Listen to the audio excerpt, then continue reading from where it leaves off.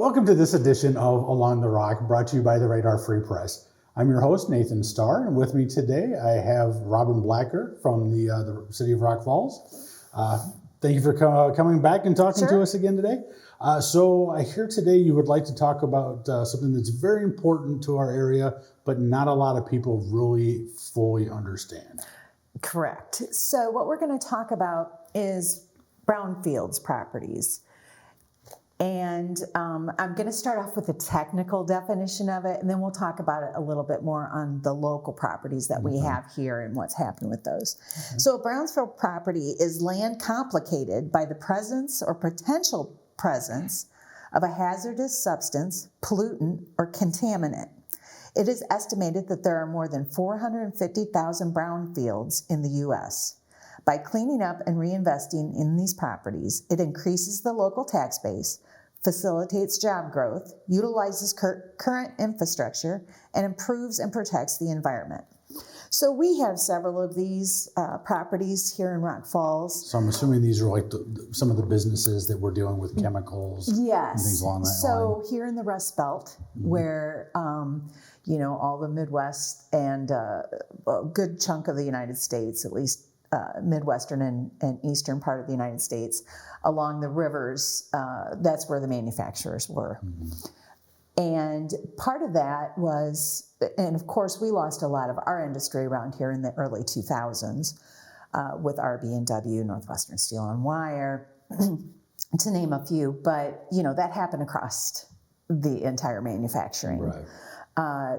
So what happened is a lot of these companies filed bankruptcy and basically just walked away from these complexes. And you have to remember RB&W had 32 structures on it at one time. So when it was in the height of its manufacturing. So they just walk away and leave the residents and the taxpayers there in those cities on the hook for those properties.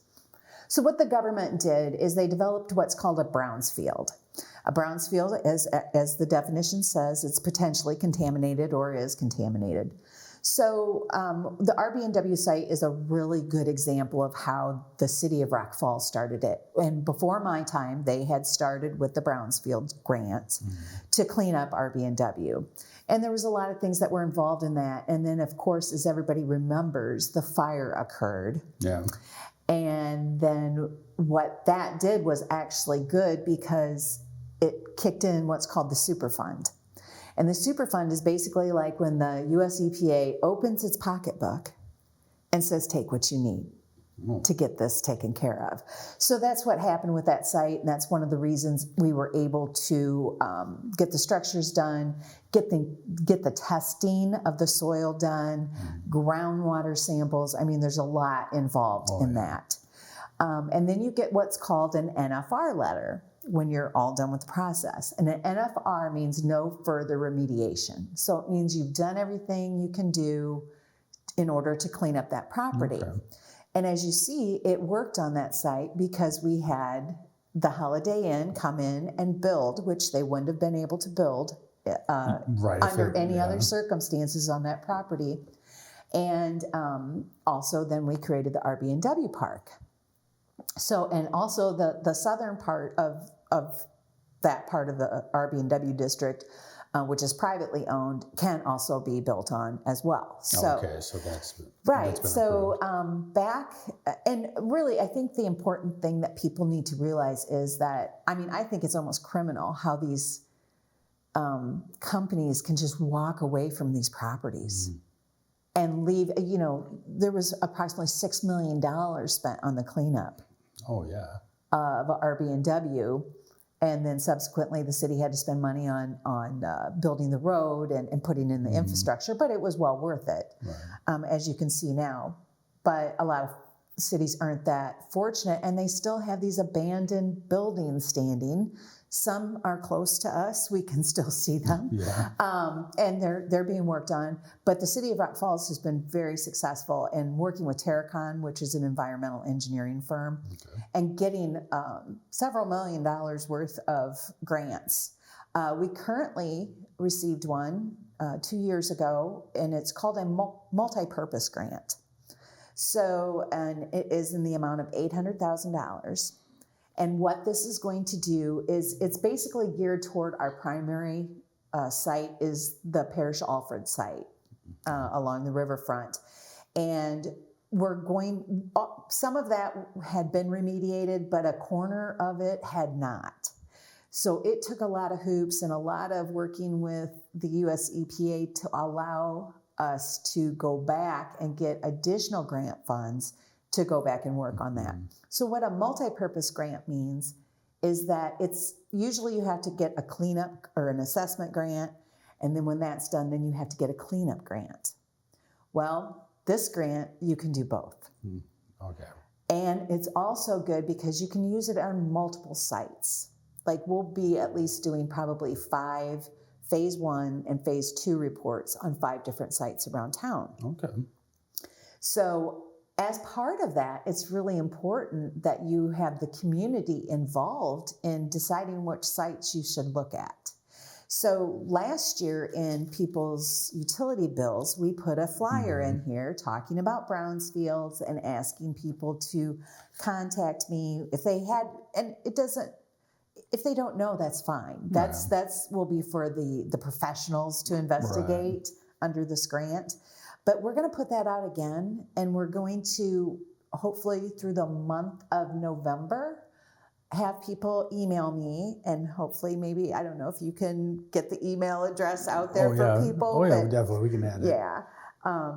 So to email me with any sites that they think might potentially be contaminated or that they know for certain is contaminated. So now, would these be just business, or is this also any residential sites. area? You know, I was contacted after these were put in the utility bills, where there is now a residence where there at one time was a gas station years and years and years ago. Now that site was remediated, and sometimes people will see a pipe just sticking up out of the ground and they don't know what it is, and a lot of times that's a residual well. That was a sampling well that was put in. It doesn't hurt anything to have it up there, but that just shows that that property might have been contaminated at one time and cleaned up. Yeah, so it's a monitoring well.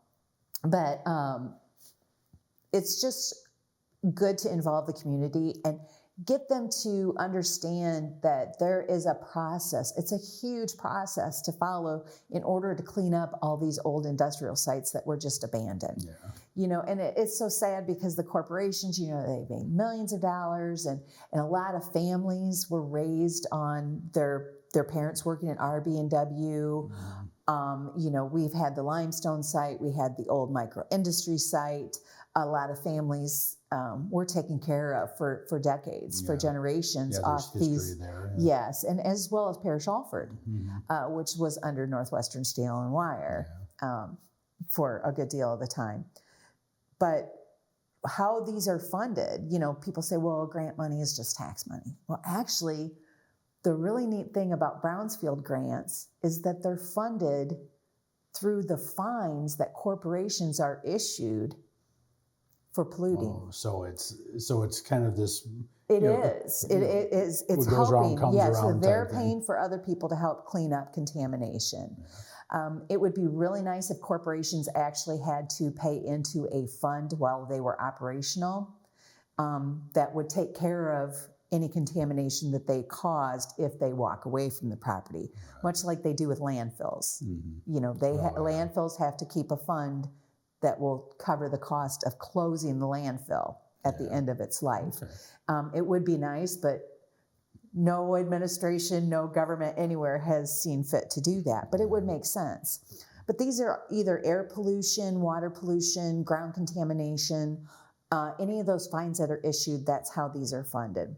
So none of us paid taxes on this. Unless you paid an EPA fine, your money is not in this. So, you know, we've always been, let's get all the money we can in here. And we have been very progressive as far as cleaning up these sites and redeveloping them. Micro industry, actually, that site is not actually a Brownfield. We did not have to put it into the system. There was not ground contamination there. And the debris from the demolition that may have had lead paint on it, may have had any of those, what wasn't hauled off went into the hole where the basement was under the multi-story building was, and we're putting the parking lot over that, which caps any potential contamination. The limestone site had some, and what we did is we hauled in clean dirt to fill that in to make that slope, and the soil that you haul in has to be tested, so you're not just putting contaminated soil on top of back bad on soil. it. So we have several sites. In PA, we're doing the planning now. There'll be a time for community involvement where we say, hey, community, what would you like to see there? We're not there yet. Don't email me that yet. Not just yet. Not quite yet. There are a few ideas that have been thrown around, but we'll get community input on that. But it's really a very important thing when you drive by an abandoned building and you're like, what are they ever going to do with that? Yeah. And when they're abandoned, it means there is no owner. They've filed bankruptcy. They've walked away. And this is the only really avenue that makes any sense for a city to deal with these properties. So what's the average time if there is an abandoned building before the city is able to take possession, or like even the steps to take possession in order to do anything with it? I mean, people just sit there and look at these buildings and go, why can't they just do something about it? Right. Well, there's a lot that goes into it, but it's also time consuming. Well, even prior to my time with the city was very progressive and had obtained RB&W. So it closed, I believe, in 2001, 2002. I think it was 2002. And they got the deed to that property in 5 years. That is really fast. Well, I was going to say the RB&W seemed to be like a fast track. Well, that's one of the reasons that Rock Falls is really known as, we're the poster child for the US EPA, Region 5. They love Rock Falls. We speak at all the Brownfield conferences, National Brownfields. We were just awarded another award this year by Region 5. Because what happened at the RB&W really is unheard of how fast that process went. But one of the successes was, we had a mayor that started it, and then another mayor that came in and continued that vision, and then another mayor that came in that has allowed for that vision to continue. And that's how you get actually things done. Right. The administrations can't go, oh, no. Yeah, you can't come up with new ideas each time there's 20 years after we started, right? So, but that's one of the reasons. So we've actually went very quickly here. I've talked to cities that they have been struggling for 10 years on certain buildings.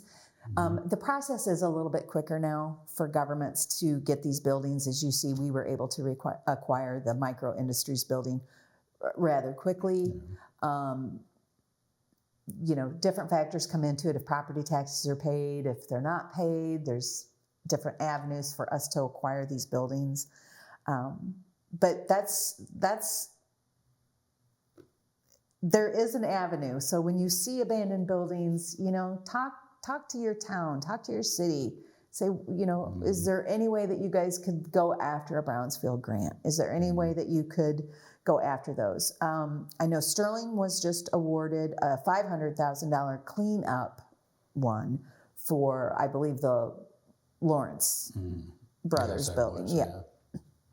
They got that at the same time we got this $800,000 one. So we were really happy for them that they were finally successful in getting a grant. And hopefully they'll keep going because it's a never-ending process. So we really only have the Parish Alfred site, and Mayselle is still in full operation, thank goodness, employing people. But eventually, if that property would ever need to be dealt with, the city will have to do that. Other than that, our riverfront on our side is clean, ready for development, ready to go. So, it's been a really good process. When I started, there was still 2 or 3 buildings left at the RB&W. So, a lot has been done in 14 years on that site, and there'll be more. There'll be more to come, and hopefully the property owner on the south side we'll start development of what we call the slab area, and then across from where the Holiday Inn is. So we're hopeful that development will take place there. Oh yeah. Oh yeah, it'll be nice to see that, if that gets developed, and the parts of the micro industry building that gets developed. And the limestone site. Oh yeah. And then whatever potentially will happen with the Parish Alford site. So through this grant. The Parish Alford site is a little bit more complicated, and the reason being our water here in Rock Falls runs parallel with the river. Right up until you get to the Parish Alford site, and then it goes in through that bank. That's where it hits the river, our groundwater. So it makes it a little bit more complicated with that bank. So we'll see what can be done, but and if we need to do more, we'll get more grants in the future to deal with it. Oh yeah, well, it's fascinating. Well, yeah, thank you for coming in and kind of explaining that, because I've heard the the Brownfields talked about it here and there. I didn't know exactly what was all part of that. I just knew that it had to do with like old abandoned factories and having to do the cleanups of those. So it's interesting to find out exactly what it takes to get all that stuff worked out. And with the multi-purpose grant, I think it's going to be interesting because we can do all the processes in one grant. And we were actually the first municipality in the state of Illinois to get this multi-purpose grant. It's a relatively new. It was established in 2019, I believe, and the other entity that got it in Illinois was a not-for-profit down by Peoria, but we were the first municipality to get it. So I was pretty proud of that one. Oh, yeah. Excellent. All right. Well, thank you again for coming in and talking about this, and we'll look forward to seeing you next time. All right. Thank you. And not only do we want to thank our production crew, but also you, our viewers. Remember that the Radar Free Press is free, so we do rely on your comments, shares, likes, and subscriptions to keep us going. And if you'd like to watch more videos like this, join us on the radar.online.